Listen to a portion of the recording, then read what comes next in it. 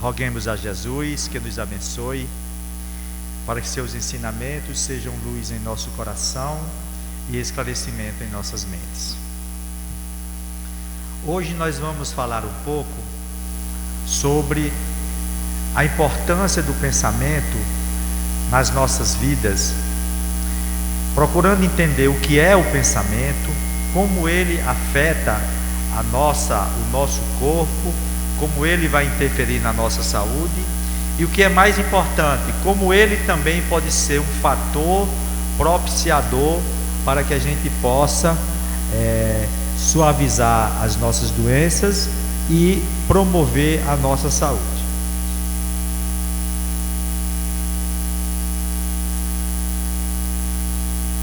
Vejamos aqui, está gravado.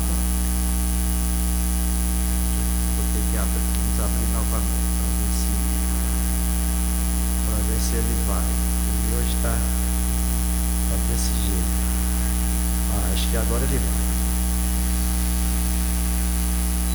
Só que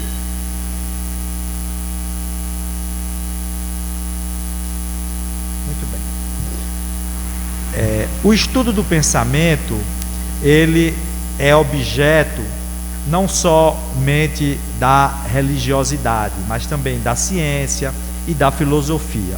Então, Traine, que é um filósofo, ele coloca que os pensamentos, eles são forças, e cada onda de pensamento engendra e atrai o que se lhe assemelha. Ou seja, ele coloca aí já uma ideia para que a gente possa entender algumas características do nosso pensamento.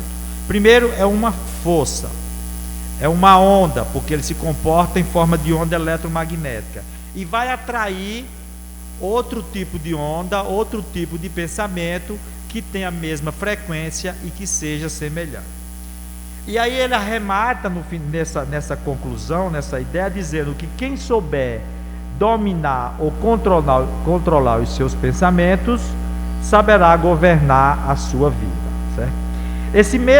Essa mesma ideia, ela também fora colocada por Albert Einstein, que é considerado um dos homens mais inteligentes do século passado, quando ele disse que o homem, ele é um conjunto eletrônico regido pela sua consciência.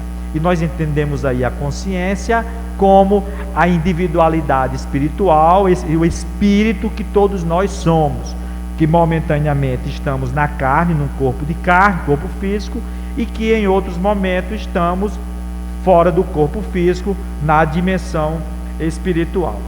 Então, William James, que é considerado o pai da psicologia moderna, ele amplia este conceito quando ele coloca o seguinte, que a maior descoberta que ele considera para esta geração, que é a geração dele, esta que nós estamos vivendo, é que os seres humanos, alterando as suas atitudes mentais, eles podem alterar a sua própria vida. Ou seja, isso é uma ideia muito impactante para todos nós. Quando nós nos conscientizarmos que, pela força do pensamento, nós podemos alterar a nossa própria existência, leva-nos a uma conclusão de que está em cada um de nós o mecanismo necessário para que possamos fazer as mudanças ideais na vida de cada um. Porque da maneira que pensamos, diz eles, assim nós seremos. É uma relação causal direta. Eu penso, eu sou. Porque aquilo que cada um de nós é na realidade de hoje, seja na posição espiritual em que ele se encontra, seja na definição do nosso corpo físico, do nosso corpo biológico, com as condições, características de saúde, de doença, de predisposições ou não, elas são produtos, reflexo do somatório de tudo que nós pensamos, realizamos ao longo de todas as nossas existências. Por isso que cada um de nós está no melhor da sua vida, digamos assim, da sua posição evolutiva, porque nós somos hoje o somatório, o produto de tudo que já construímos nas existências anteriores. Considerando a estrutura do ser humano, para nós compreendermos como é que a dinâmica do pensamento existe em cada um de nós, esta é uma visão esquemática trina do ser humano, onde nós temos o espírito, ou essa individualidade espiritual numa extremidade, e o corpo físico no outro lado. E entre os dois corpos, uma estrutura intermediária que nós chamamos de perispírito e que o evangelista Paulo chama de corpo espiritual, corpo celeste. Esta estrutura intermediária é ela que é responsável como uma ponte para veicular as informações e os impulsos que nascem do espírito de cada um de nós e se são transferidas para o corpo físico, bem como absorver, jogar para dentro a todas as experiências que cada um tem no cotidiano, as lutas, as dificuldades na sociedade, na família, nas agremiações, ou seja, todo o campo de atividades existencial, eles são transformados em experiências que enriquecem o espírito imortal, fornecendo os tesouros da própria alma, onde cada um de nós vai conduzindo de existência a existência. Conduzindo por quê? Porque nós nos transformamos em herdeiros de nós próprios. Nós somos herdeiros das nossas próprias ações, das próprias atitudes, das nossas palavras e daquilo que pensamos, daquilo que sentimos. Então esta é uma visão inicial que colocamos aqui, esquemática, que é a visão trina que Kardec coloca da codificação da doutrina espírita, mas que também já fora colocado por outros ensinamentos. Só que, na realidade, essa estrutura intermediária que chamamos de corpo espiritual, de perispírito, é como se fosse um aglomerado de outras estruturas, tá certo? Fazendo com que o ser humano ele seja multidimensional entre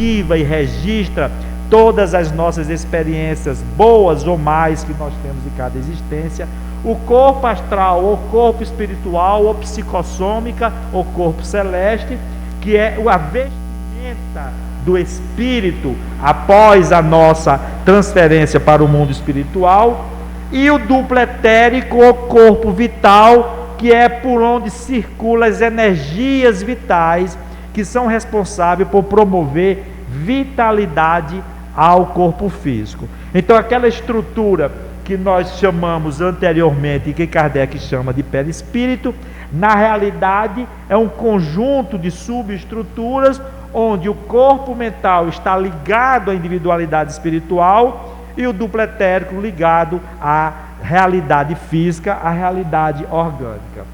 Então esta ideia ela é bem proposta por Joana de Ângeles, essa entidade espiritual, mentora espiritual do nosso querido Divaldo Franco, quando ela diz o seguinte, a dinâmica de como funciona a condução, essa relação espírito-corpo. O espírito conduz o corpo através de vibrações delicadas que sustentam as células, mantendo-as em ritmo harmônico ou desgastante, conforme as ondas mentais que irradia.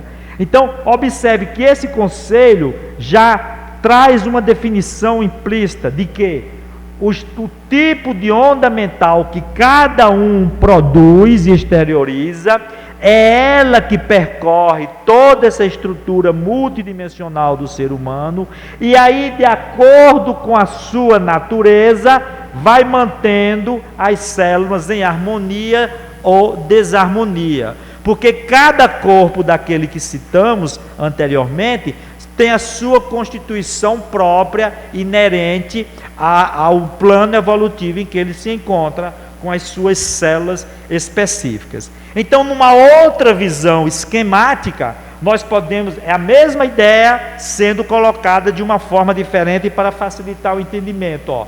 O espírito, o que ele produz é refletido para a mente, transferido para os corpos intermediários até o corpo físico. Então, vejamos bem, pensamento e vontade, que é o objetivo do nosso estudo para esclarecimento. O pensamento e a vontade é um atributo do espírito e não da matéria. É essa força que nasce de dentro de cada um de nós, vem lá das profundezas mais recônditas da nossa alma, vem lá da individualidade espiritual, que é refletida pela mente em radiações contínuas, mantendo coesão e equilíbrio de todas as células e moléculas, e quando chega na extremidade física, por condensação vibratória, é transferida para o corpo físico, fazendo com que cada um de nós seja uma individualidade dinâmica, um complexo. Nós temos o branco, o espírito, o vermelho como se fosse o corpo espiritual e o amarelo, o corpo físico. Então, as radiações mentais, quando nascem do espírito, elas não ficam ali paradas, elas vão vitalizando todas essas estruturas intermediárias, os centros vitais, as estruturas mais importantes. E quando chega no corpo físico, ela se propaga, se irradia em nossa volta, criando uma atmosfera psíquica que nós chamamos de campo da aura. E é nessa atmosfera psíquica aqui que ficam registrados todos os nossos desejos, intenções, ideais, ideias, a nossa vontade, as imagens, as criações mentais, ficam aqui em nossa volta como um livro aberto de tudo que nós queremos fazer na vida. Pensamos, imediatamente, aquela imagem que nós, aquela ideia que tivemos, ela fica refletida como um livro aberto em nossa volta. E aí permite com que as entidades espirituais tenham acesso e saibam o que nós estamos pensando. Daí porque nós não podemos fugir, nós não podemos nos esconder da influência e da observação da dimensão espiritual. O apóstolo Paulo dizia: nós somos rodeados por nuvens de testemunhas. Essa nuvem de testemunha é invisível em nossa volta, observando aquilo que nós desejamos, pensamos, aquilo que nós queremos. E quando eles identificam as nossas intenções, aí eles passam a potencializar, a estimular aquela ideia que nascera em cada um de nós. Então, uma ideia má vai atrair uma influência, uma potencialização negativa. E uma ideia positiva, voltada para o bem, vai atrair também a influência positiva para o bem. Então, no resumo, como é que nós poderíamos trazer um conceito bem simples do que seria o pensamento? Esta pergunta fora feita por um professor, narrado no livro Libertação, de André Luiz. Este professor já desencarnado, que estava atormentado na dimensão espiritual, escravo das suas próprias criações mentais e dos seus próprios pensamentos. Então André Luiz define para ele da seguinte forma: o pensamento é sem dúvida força criadora de nossa própria alma e por isso é a continuação de nós mesmos. Então vejam bem, meus queridos amigos, da mesma forma que com a mão eu estendo o meu braço e posso tocar aquela parede ou pegar um objeto, com o meu pensamento eu posso fazer a mesma coisa, porque é uma extensão do próprio indivíduo. Essa força criadora que é considerada como se fosse a quinta força do universo. É ela que mobiliza tudo no universo. Então, esta força criadora, que é uma extensão do próprio indivíduo, através dela, nós vamos influenciar o meio em que vivemos, ou seja, o ambiente que nós estamos circulando, seja nessa instituição, seja em casa, com a família, seja no trabalho, em qualquer local que estejamos, os simples atos de pensar, nós estamos modificando a atmosfera psíquica do ambiente, que é uma atmosfera fluídica. Allan Kardec esclarece isso no livro A Gênese, no capítulo 14, que trata da questão dos fluidos. Ele diz: o pensamento e a vontade é para o espírito, assim como as mãos é para o homem aqui na terra encarnado. Porque eu posso, com o meu pensamento, mobilizar o que eu desejar em minha volta dentro dessa atmosfera psíquica. E o que é o mais importante, já que o indivíduo vai agir sobre o meio, ele estabelece para si próprio um padrão de influência, tanto para o bem como para o mal. Então, observe que o estabelecimento dessa influência, desse padrão, que seja bom, bem para o bem ou para o mal, é uma decisão do indivíduo, é uma decisão do espírito, é uma escolha que ele faz quando ele produz os seus pensamentos. Então, quais as características mais importantes que nós poderíamos ainda aprofundar aqui sobre a ideia do pensamento? Primeiro, já vi, um fluido vivo e multiforme. Ele é inestancável. Ninguém para de pensar. Essa é a verdade. Por quê? Porque é um fluxo contínuo de energia, de força, porque é uma força criadora, que nos envolve e parte de nós de uma forma estuante e inestancável. Nasce de onde?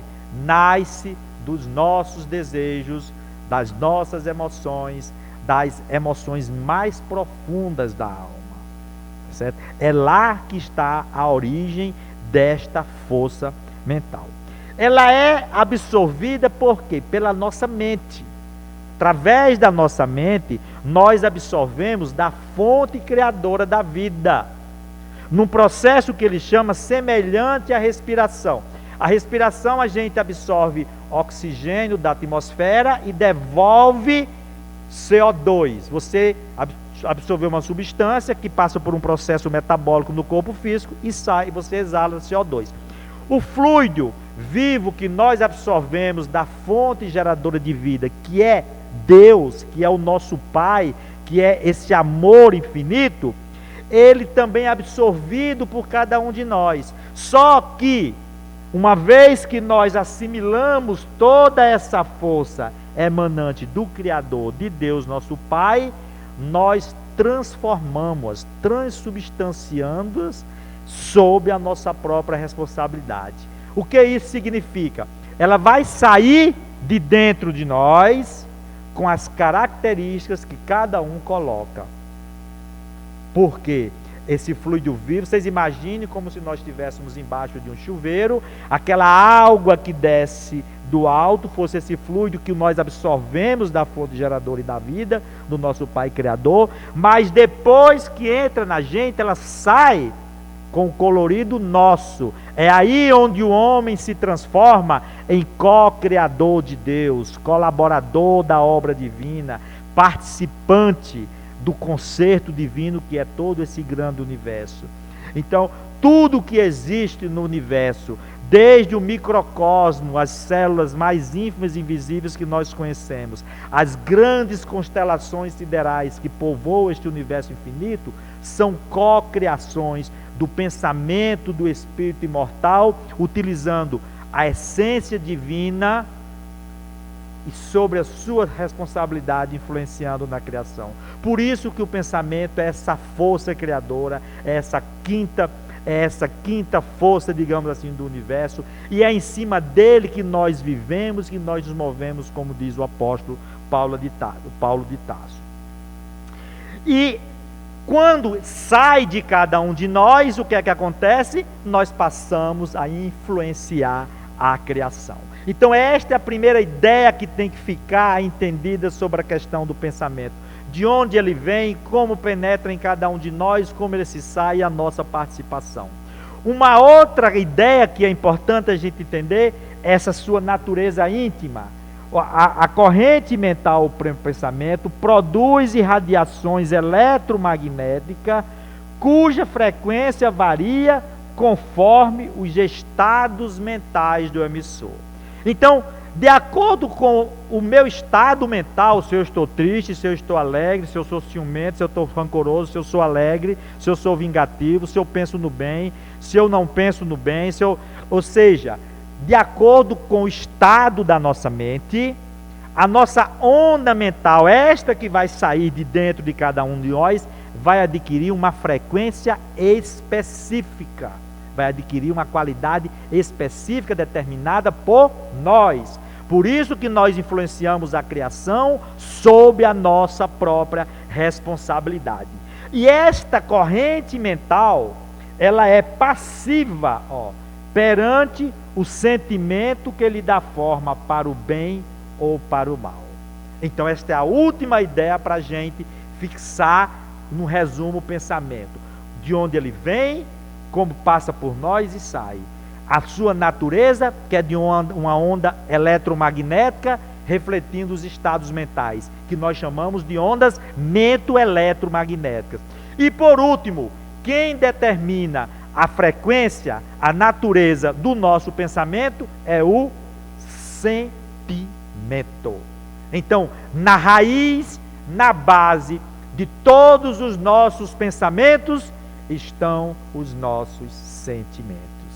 Por isso que Jesus resumiu todas a lei e os profetas no amar a Deus sobre todas as coisas e no próximo como a ti mesmo. E ele colocou o amor como a essência mais pura e sublime. O apóstolo João diz: Deus é amor.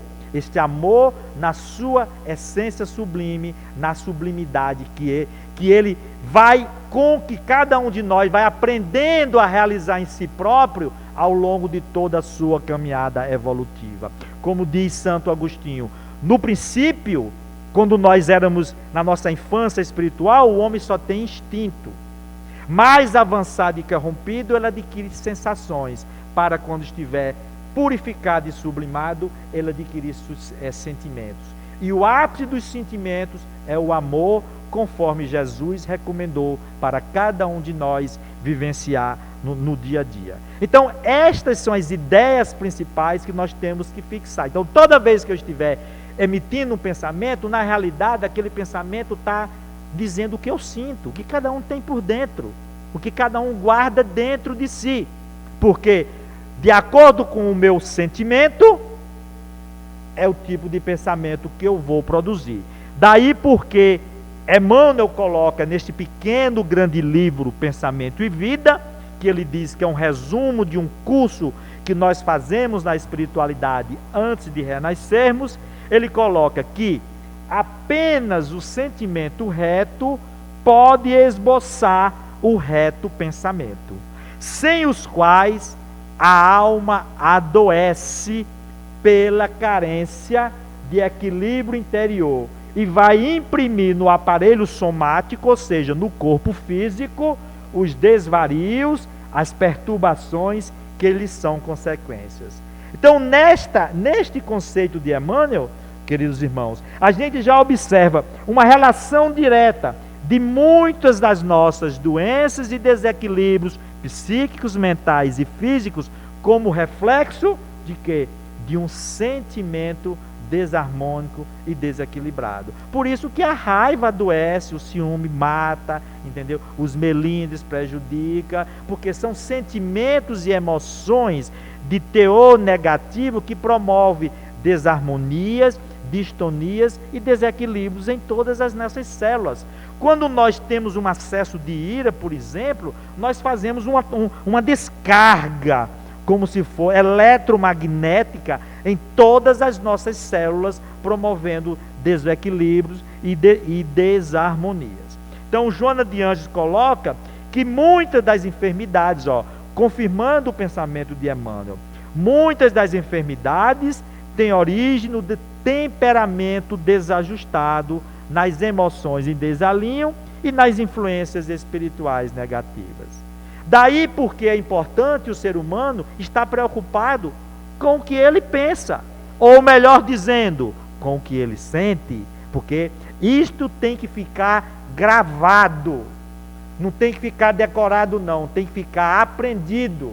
Nós temos que saber que o que nós pensamos é um reflexo do que nós sentimos, do que nós desejamos e das nossas emoções mais profundas. Somente assim é que nós vamos compreender que é aumentando a vigilância e trabalhando o nosso campo íntimo, a nossa estrutura emocional e sentimental, que nós podemos alterar os nossos pensamentos e alterar a nossa própria vida, como diz o psicólogo William James.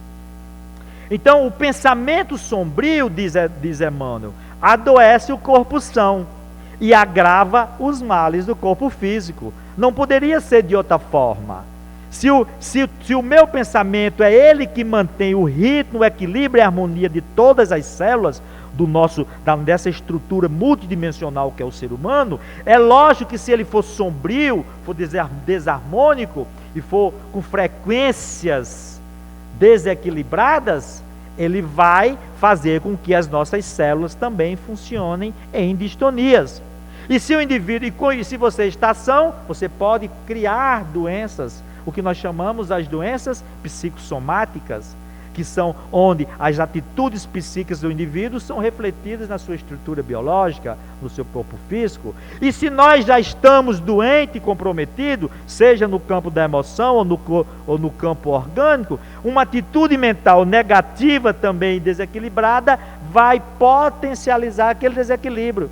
Quem é que não sabe que o doente, quando ele se entrega à doença, ele demora a se recuperar? Isso é um fato notório ali nos tratamentos clínicos dos doentes. Aquela pessoa que é otimista, que pensa na saúde, que luta pela sua recuperação, que quer ficar bom, ele cria o campo propício para que a saúde se instale no seu organismo.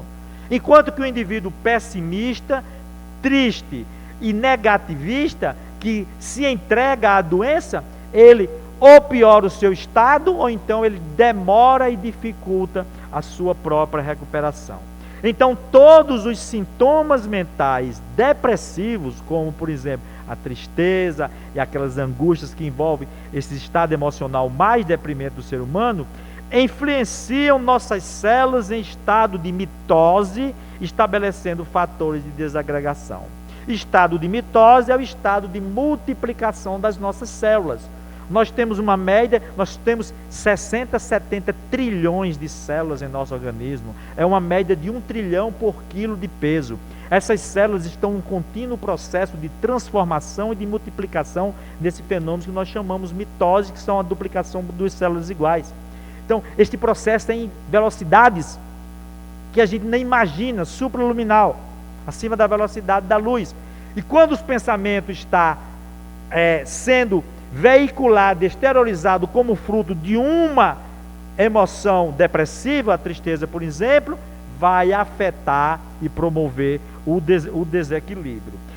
Isto foi comprovado através de um trabalho feito pelo Dr. Kazuo Murakami, que é um pesquisador, foi reitor da Universidade de Kyoto, no Japão, escreveu um livro que se chama O Código Divino da Vida. Ele foi o cara que sintetizou uma das moléculas que a gente conhece como renina, responsável pelo mecanismo da hipertensão arterial.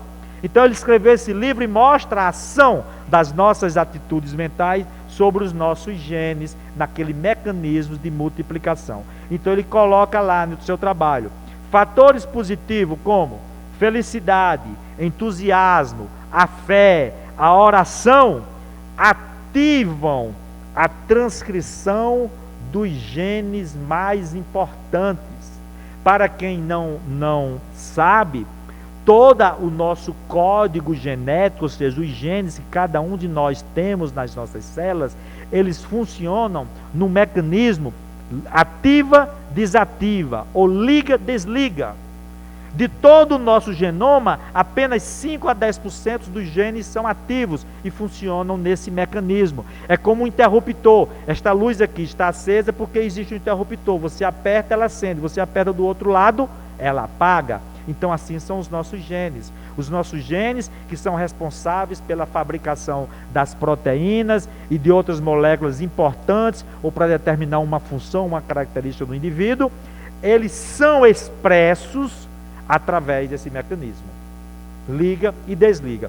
E aqui nós observamos nesse trabalho que os fatores positivos, pensar positivamente, ser otimista, fé, a oração, o trabalho construtivo no campo do bem, a prática da caridade, ativa a transcrição de genes importantes, ou seja, a produção dos genes que são responsáveis por manter o equilíbrio e a saúde do indivíduo. O contrário também acontece. Os fatores negativos, como a ansiedade, o medo, o estresse, a tristeza, o sofrimento, o ciúme, a ira, entendeu? A desonestidade, todos esses fatores negativos, a intolerância, que são as ações temperamentais, todas essas ações emocionais negativas desativam a transcrição de genes valiosos, ou seja, inibem. E quando você inibe a produção de um gene propiciador de fatores que levariam ao estado de equilíbrio, de harmonia e de saúde, você está abrindo espaço para que uma doença possa se instalar, seja no corpo orgânico, no corpo físico, seja no campo emocional, ou seja na estrutura mental. Porque as diversas doenças que nós conhecemos, elas vão se instalando de acordo com a sua natureza. Como, por exemplo, quem imagina a raiva é uma doença da alma. O ciúme é uma doença da alma, porque são fatores negativos que vão manter em distonia e desequilíbrio todos esse complexo espírito, perispírito e corpo físico. Nada acontece num que não seja refletido no outro, porque estão todos em íntima relação. Assim como os meus pensamentos, os meus sentimentos, os meus ideais e desejos mais íntimos e secretos, eles chegam a afetar o meu corpo físico, também as experiências do dia a dia que eu tenho, elas são, no sentido inverso, afetam a minha estrutura espiritual e vão sendo depositados num banco de dados como resultado de créditos ou débitos reflexo das nossas ações. Então, a nossa vida é como se fosse um balanço de uma conta bancária, onde créditos e débitos que ficam lá arquivados no próprio indivíduo, e cada um passa a ser herdeiro de si próprio e irá receber de acordo com suas obras, como está lá escrito lá no Evangelho. Então as nossas células, essa estrutura pequenininha, invisível, infinita que a gente não vê, elas são princípios inteligentes rudimentares. Só que elas trabalham sobre o comando de um princípio inteligente mais superior, mais elevado, sejam nos animais superiores ou sejam no homem. E elas vão adquirir a forma de acordo com a natureza do pensamento simples ou complexo que lhe comanda a existência. Então, gente, todo esse complexo multidimensional e multicelular que nós somos formados, na realidade, obedece ao comando central da mente pensante do espírito. E é através do seu próprio pensamento que, volta a repetir, é aquilo que ele sente e deseja, é através do seu próprio pensamento, através de tudo que ele sente e deseja, que ele está dizendo como suas células devem trabalharem, como elas devem se comportarem dentro dessa estrutura de trilhões de células que nós somos e constituídos. Como é que isto funciona? André Luiz coloca no livro Evolução em Dois Mundos que funciona através de uma partícula de pensamento que ele chama de bióforos. Bióforos é uma unidade de força psíquica que cada um exterioriza através dos seus pensamentos. E esses bióforos, essa unidade de força psíquica, ela vai agir lá nas nossas células, numa estrutura que ele chama de citoplasma. Está aqui a célula. Citoplasma é essa estrutura gelatinosa aqui que tem dentro de uma célula, entre a membrana e o seu núcleo. Aqui tem diversas organelas pequenininhas, microscópicas, com funções importantíssimas na definição de saúde ou na promoção de algum tipo de desarmonia, de algum tipo de doença. É lá que estas partículas de pensamento elas vão agir. Como o que é que acontece? Quando nós pensamos, esta unidade de força psíquica vai projetar sobre as células os estados mentais conforme as escolhas do bem ou do mal. Então, gente, é aqui que nós temos a união do nosso a expressão do nosso livre-arbítrio em nível molecular, lá em nível profundo do próprio ser. De acordo com as escolhas do bem ou do mal que eu faço, eu vou estabelecer para mim mesmo um estado mental. Esse estado mental estará refletindo o que os meus desejos, bons ou maus. Projeto isso daí onde? Sobre as minhas células, sobre a minha estrutura psíquica, sobre o meu corpo espiritual inicialmente e depois transferidos para o corpo físico. Daí, André Luiz diz que quando nós vamos desejar mal a alguém, é como se o indivíduo fosse jogar lama. Quem vai jogar lama nos outros, quem primeiro suja as mãos, é quem joga a lama. Então, quando nós vamos desejar o mal a alguma pessoa, ou temos um pensamento negativo, quem primeiro sofre as consequências é o próprio indivíduo, porque essa força criadora está nele, e é a partir dele que ele pode fazer a escolha da natureza do pensamento para projetar sobre suas células. Isso lhe permite o quê? Agravar ou suavizar as situações kármicas. É aqui onde nós encontramos também em nível molecular aqui o ensinamento de Jesus, quando Jesus disse: cada um receberá de acordo com as suas obras, expressando as situações kármicas, mas ele disse: o amor cobre a multidão dos pecados. Ou seja, você pode suavizar essas situações quando você faz a escolha para o bem. Então, gente, sofrer ou não sofrer é uma consequência das escolhas que nós fazemos na vida. Hoje, as lutas e dificuldades e doenças que nós enfrentamos, muitas delas têm as suas causas no passado, que trazem os reflexos negativos na existência atual, mas convidando-nos a uma mudança de atitude, a uma renovação íntima de sentimentos, de pensamentos, de palavras, de comportamento, para que ele possa o quê? Para que ele possa projetar sobre as suas células esse homem novo que o apóstolo Paulo nos convidou a realizar. É necessário matar o homem velho, todo cheio de vícios e vinculado às situações kármicas dos erros do passado, e fazer nascer o homem novo com uma nova proposta de renovação em si mesmo, dos seus ideais, dos seus objetivos, dos seus sentimentos, das suas palavras e das suas ações. Daí a necessidade que cada um tem de trabalhar em seu próprio benefício. Não era com outra intenção que Jesus sempre dizia. Jesus realizava uma cura e dizia: tua fé te salvou. Entendeu? Que queres que eu faça? Ele convidava o indivíduo a mobilizar as forças adormecidas que estavam dentro dele, para que ele pudesse trabalhar em seu próprio benefício. Então não existe cura vindo de fora. A verdadeira cura, ela nasce da própria alma. Como Emmanuel diz, saúde é a perfeita harmonia da alma.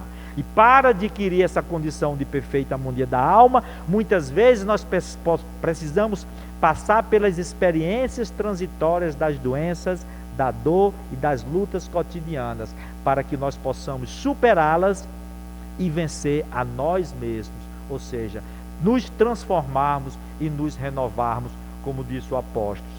Renovai-vos pela vossa mente, está lá em Coríntios, para saber qual é a boa e agradável vontade do Senhor. Então, renovar a mente é mudar de conduta e de atitude, é compreender as leis divinas que estão escritas na nossa consciência, leis morais que convidam o homem cotidianamente à prática do bem, numa eterna integração e harmonia com o nosso Pai Criador. Então, todo mal, por nós praticado conscientemente, expressa de alguma forma, uma lesão em nossa consciência. E toda lesão dessa espécie determina distúrbio ou mutilação no nosso organismo. É o que Druso, instrutor espiritual do livro Ação e Reação, que comanda a Mansão da Paz, ele nos deixa esta pérola com dessa ideia. Então, todo mal por nós praticado consciente, ou seja, intencional, deliberado, vai trazer o quê? Lesão na consciência, porque é na consciência que estão escritas as leis divinas. Está lá na pergunta 621 do Livro dos Espíritos. Onde estão escritas as leis de Deus? Na consciência do homem. Quando você age deliberadamente no mal, você infringe essas leis. E você infringindo essas leis, você causa mutilação ou lesão que vai ser refletido para todo o seu organismo. Então, gente, o ser humano é isso aí. Ele é o reflexo da sua atitude mental.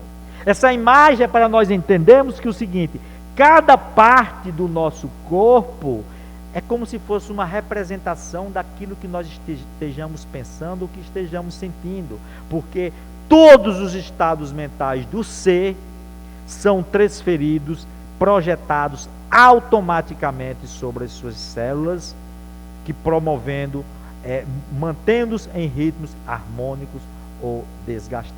Está em cada um de nós fazer as escolhas corretas para mudar. Através de quê? Através de usar esta arma, este recurso mais poderoso que o indivíduo adquire ao longo da evolução, que é a vontade. A vontade é a expressão do livre-arbítrio de cada um de nós. E é o impulso que comanda a trajetória dos nossos desejos. Da mesma forma que o sentimento dá forma, cor e frequência ao pensamento, a vontade lhes dá impulso e direção. É pela vontade que eu determino para onde o meu pensamento será dirigido e qual a finalidade que ela vai alcançar. Então, imprime movimento e direção ao pensamento e governa o corpo espiritual, porque o corpo espiritual é esse corpo psíquico, sensível, incorruptível, onde o pensamento vibra em circuito contínuo e a forma e a função das suas células são determinados pelos seus estados mentais. Então a vida nos coloca nessa situação.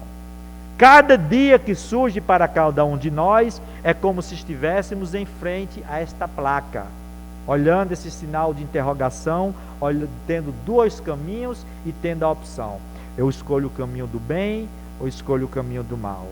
Eu fui agredido nos meus interesses, eu revido, eu me vingo, ou eu procuro esquecer e perdoo?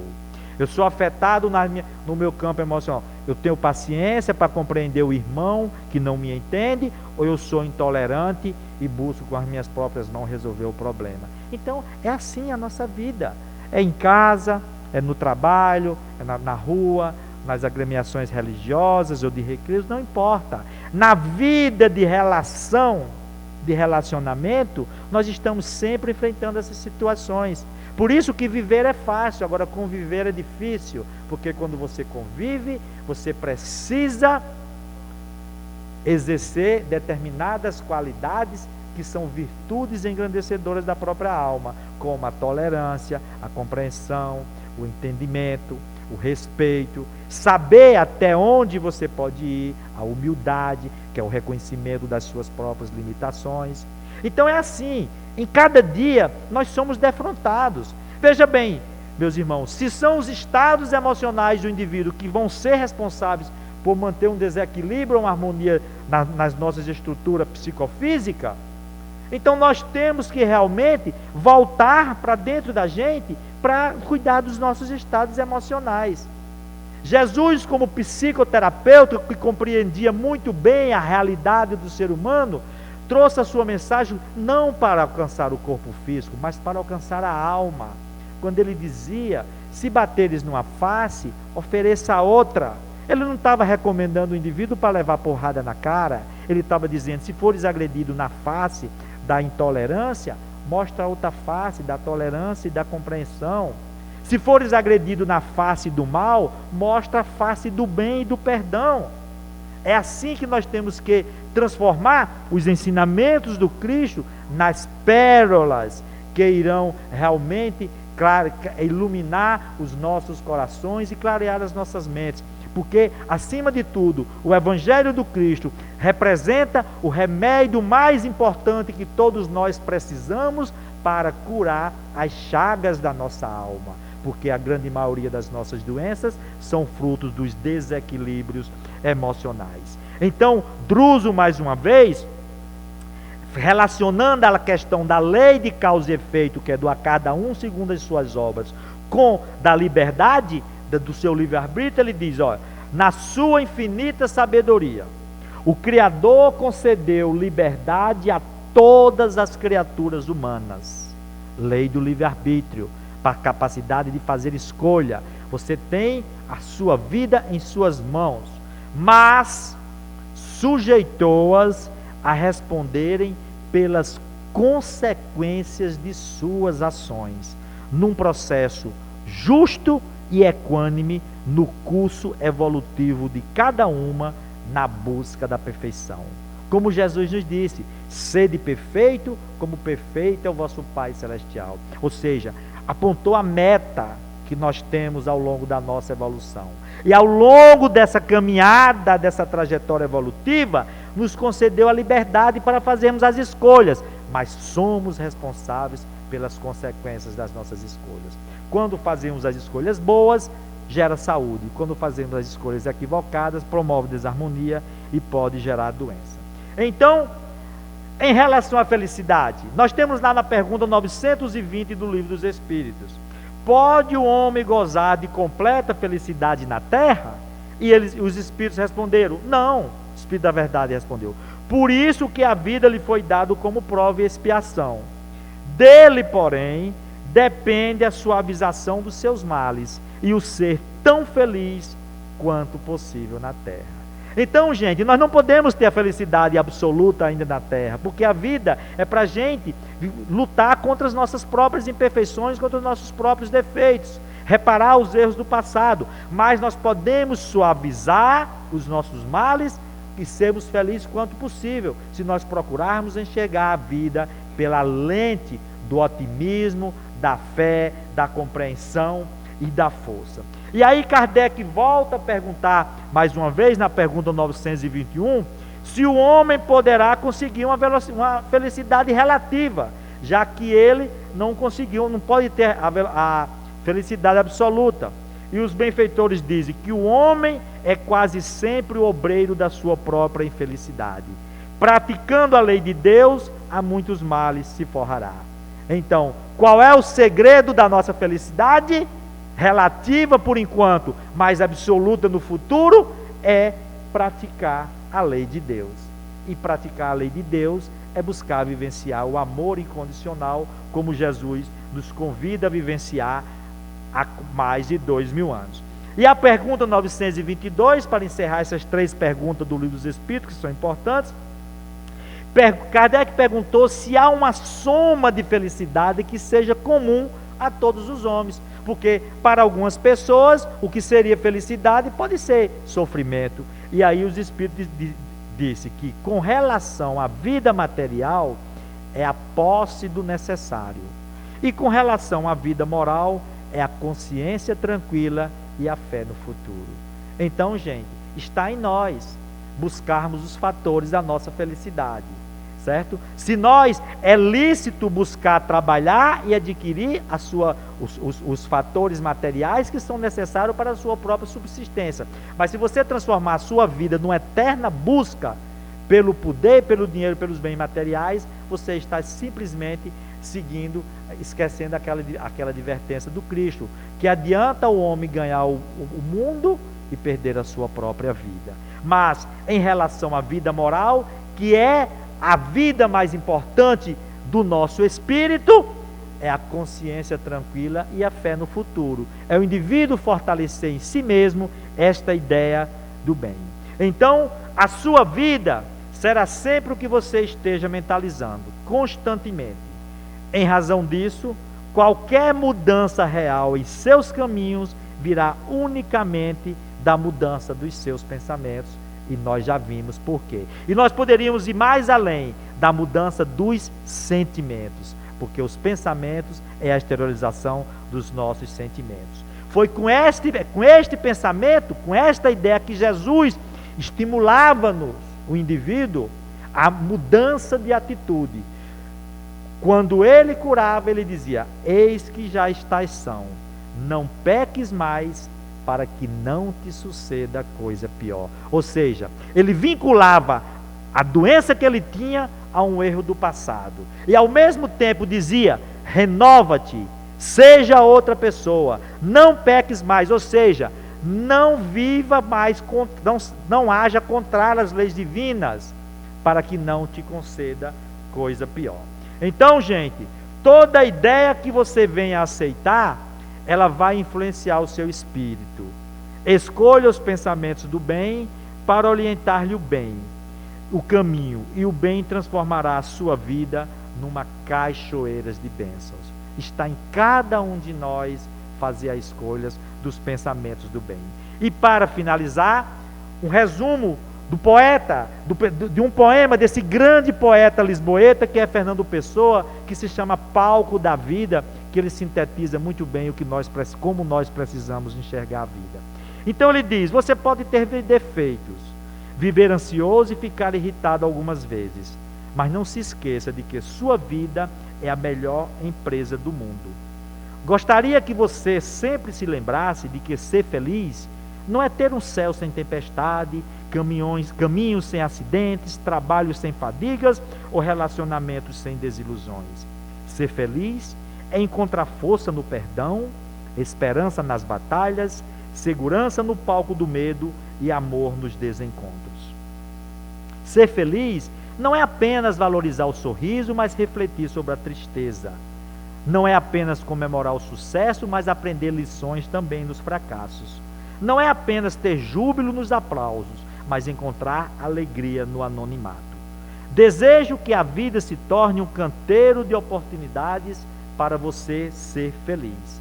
E quando você errar o caminho, recomece, pois assim você descobrirá que ser feliz não é ter uma vida perfeita, é usar as lágrimas para irrigar a tolerância, usar as perdas para refinar a paciência, usar as falhas para lapidar o prazer, usar os obstáculos para abrir as janelas da inteligência.